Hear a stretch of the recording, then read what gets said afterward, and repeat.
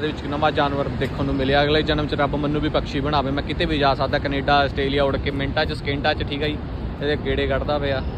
ਹੋਰ ਵੀ ਉਸਤਾਦ ਕੀ ਹਾਲ ਹੈ? ਨਾਰਾਜ਼ ਆ ਸਹੇਲੀ ਛੱਡ ਗਈ?